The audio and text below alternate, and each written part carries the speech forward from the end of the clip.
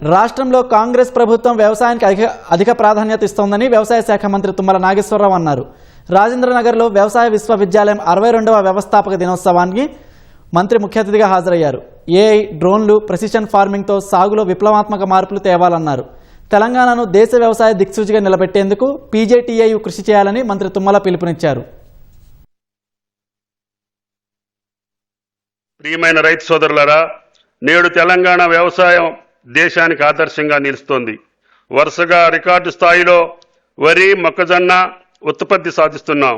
ఇది రైతుల తమ శాస్త్రవేత్తల మార్గదర్శకత్వం, ప్రభుత్వ రైతు అనుకూల విధానాలు సమిష్టి ఫలితం.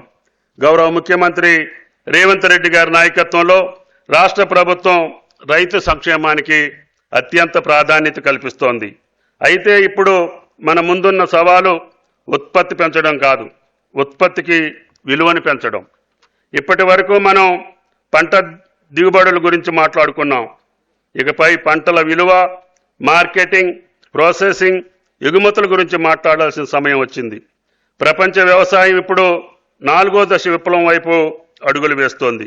అమెరికా, నెదర్లాండ్స్, ఇజ్రాయిల్, చైనా వంటి దేశాలు ఆర్టిఫిషియల్ ఇంటెలిజెన్స్, రోబోటిక్ డ్రోన్స్ ఈ రకంగా వ్యవసాయం పూర్తిగా మార్చేస్తున్నాయి.